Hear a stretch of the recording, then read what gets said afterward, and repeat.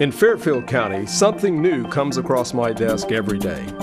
Crimes are committed, cases are solved, and a community is made safe by the hardworking employees of the Fairfield County Sheriff's Office.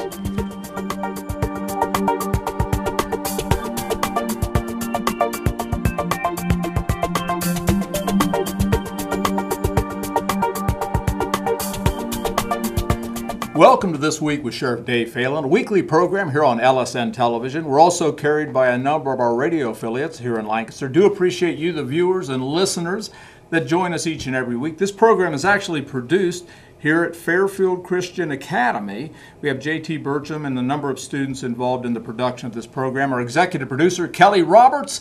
And again, I appreciate you all joining us this week. We've got a great program. We have with us Lieutenant Tim Vorse. Good to see you, Lieutenant. Sheriff, good to see you, sir. And Deputy Anna Horsky. Good to see you, Anna.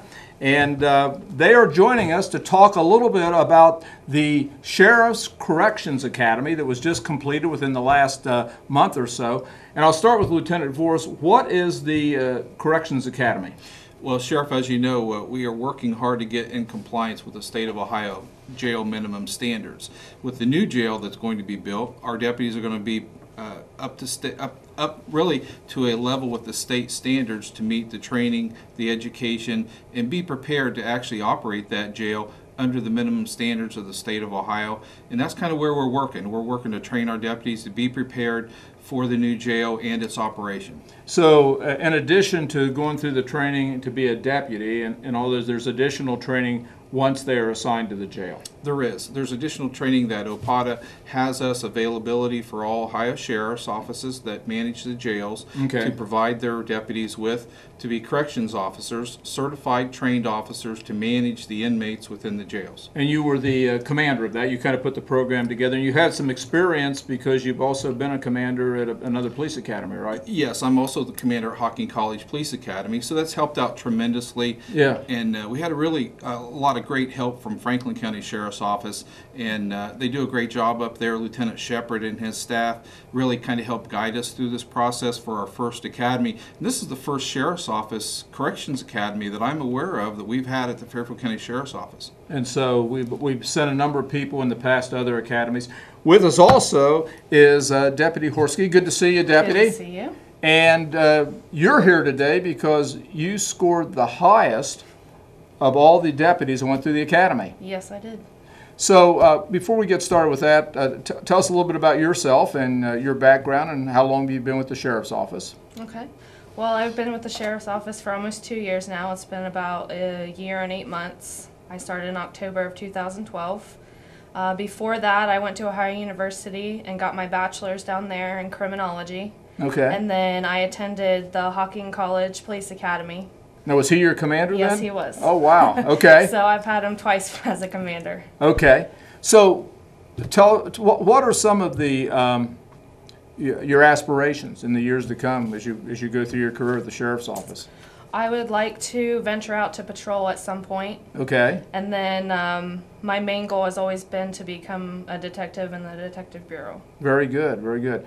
And congratulations on scoring #1 of all the. And what was your average score?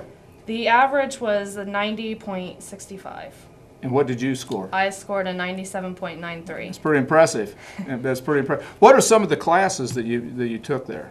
Well, we learned about inmates' rights, and then we had a self-defense, which we like to call subject control. Okay. We always like to be on the offense. Interpersonal skills, and then we did learn through what the state expected us as a department to do when we admit someone to our facilities. Okay. The different steps that we have to take that is required through the state of Ohio. Is there some things that kind of surprised you, or things that you really didn't know going in that kind of sharpened your skills a little bit? I know you've been in the jail for a while, so you've already had some background. You've already gone through the police academy. Yes. Some classes were nice. It was a refresher. Okay. So it made it's more confidence going in. But the majority of the stuff we already do in the jail were in compliance. So the majority of the stuff, it was like I do every day. Favorite subject? Yeah. What was your favorite subject? It would probably be the subject control. Self-defense, Yes. subject control, It's always things like nice that. to refresh so that we know how to handle situations and not necessarily go to physical, but also then the interpersonal communication skills comes into it. Right. So you can try and de-escalate before you have to get hands You know, and I'll be honest with you, I am often amazed when I look at the number of prisoners that we send through the jail in a given year, that really the deputies do a very good job, because we don't have a lot of use of forces, we don't have a lot of complaints, we don't have lawsuits, so we have a lot of things that go on, and you're dealing with a group of people that, you know, they're in trouble. Many of them are coming off drugs and those kind of things. So it's really commendable. Lieutenant, what are some of the things you have to do to prepare and to put an academy together like this? Well, one of the things that really helped us out is having some other professionals that know and have taught in the academies before.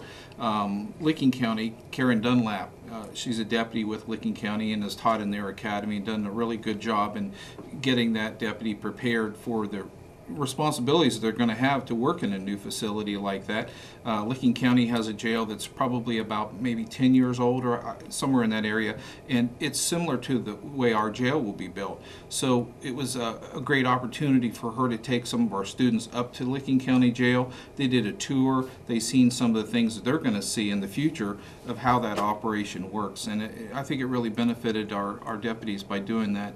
And you're right, I think a lot of our problems that we have within the jail is minimized because they are learning to deal with the inmates and what they can do to help them out. One of our great programs is our jail ministry, and it's just a great opportunity for Pastor Tom to talk to our inmates to find out how we can help them. And I think our deputies are really understanding the importance of helping them out. A surprise to me, and I was just talking to my wife about this actually yesterday, that, you know, a year ago, or around a year ago, we had in our jail about 300 prisoners. Today we are down to about 235. We've been as low as 207. So I'm trying to figure out why we don't have as many prisoners. And I'm, for the life of me, I don't know whether it's because of our jail ministry, because it's drug court, probation, and so I'm really going to try to figure that out, because there is something different. Now, whether that holds, I don't know.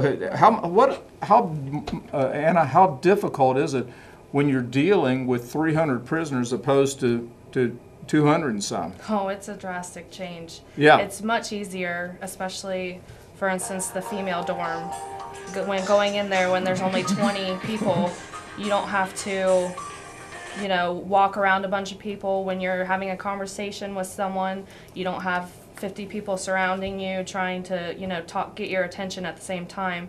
So it's easier for us to help them and to do our job when there's not as many in there per deputy. Yeah, I would think that makes a bit of difference. Any memorable stories from your couple years there in the jail that you can tell? Any real disruptive prisoner, or any prisoner that kind of said, well, that's pretty, I'm wondering why they're here, and those kind of things? There's been a couple. Normally when we get a call, they say that there's a combative coming in, and then I try and meet them out at the car, but by the time I get there, they're pretty much calm. Oh, is that so right? I don't know if it's because they see a deputy's coming and they respond better to us, right, or not, but that's one thing that is always, I'm always expecting to go out there and have to try and talk them down, but I end up just saying hi and it's all settled. You know, and when we think about a big shift, even in our jail population, 14 years ago when I became sheriff, we would have like 8 to 10. Our average jail count, now people find this hard to believe today, was with the females about 8 to 10 females, and today we will have sometimes 60, 70 females. Yes. And sadly, most of them are addicted to drugs. Yes. Yeah, so it is difficult. Now, Lieutenant, how many hours, or how long is this Corrections Academy? Well, we were a little over 160 hours with the time that they were in class, and there were some long days that they put in. So we're very grateful for the dedication that our deputies showed, and they came early and they stayed late to get some of the training that we had. Some of our SWAT members even helped out with some of the subject control and stuff, and gave them some incentives with that. And I think they really kind of enjoyed that a little bit with our training. A lot of what they did was learning those student performance objectives that the state requires you to learn to be able to take those tests with and understand them. And our results showed that the professionals that we brought in that taught them the classes did a really good job at that. And I'm proud of our deputies because they really did a good job. Yeah, and it's not an easy test. And, No. and to score 97, Deputy Horsky, you've done pretty well with that. Didn't miss me. We're going to have you back next week, and we're going to talk a little bit, for the folks that may not know, Lieutenant Vorse is the commander of the Detective Bureau. You've worked about every place in the Sheriff's Office, haven't you? I've worked and been a supervisor in every area over the last 29 years, sir. Yes, Wow, sir. wow. So now are you the senior person with the Sheriff's Office now? Well, Sergeant Dave Savage just retired, so I think that bumped me up to the most years deputy at the Sheriff's Office. So. I bet you find that hard to believe when you think it didn't probably seem like that long ago you were starting, and here you are. Have the most time of anybody of the 140 people there. Yeah, it's been a fast track for sure. Yeah, Anna. Before we wind up this program, what is one of the most difficult things that you have to confront when you work in the jail? As far as, I know that's a tough question. There might be a lot of them, but is it combative prisoners? Is it prisoners that are sick? Is it prisoners that are suicidal, hopeless, those kind of situations? As far as when you're on your day-to-day operation, when you're in there, what sort of things are kind of the more difficult to deal with? Mainly the inmates that come in when they're intoxicated. Okay. Either whether it be alcohol or on drugs. They're the hardest to deal with because they're irrational. Right. And it's really hard to get them to understand why they're there and be not really okay with it, but to the point where they're not either trying to injure someone or themselves. Right. So that's tough, isn't Yes. it? That's tough. And again, you've done a great job. Congratulations on your scoring #1 in the Sheriff's Office Correctional Academy, and Thank just you. finished that up. And you worked during your regular day, and then you did that in the evening, right? Actually, it worked out for me because I'm second shift. Your second shift, that worked. Yes. We're going to have you back next week. Okay, sir. Appreciate Thank you you. being here, Deputy. Lieutenant, always good to Sure. see you. Lieutenant's going to join us next week to talk about things going on in our county within the Fairfield County Sheriff's Detective Bureau. It's got a lot of good information we're going to share, but talking a little bit about the detectives, some major cases they're working, be here next week. Well, the clock on the wall says we're just about out of time. Do appreciate our executive producer, Kelly Roberts, JT Burcham here behind the camera today, and certainly the students at Fairfield Christian Academy that produced and put this program together. If you have any questions, don't hesitate to email us or give us a call in the office. Always glad to get those calls, and always happy to hear from our citizens throughout Fairfield County. Until next week, same time, same place. If you're driving, buckle up. God bless, and we'll see you right here next week.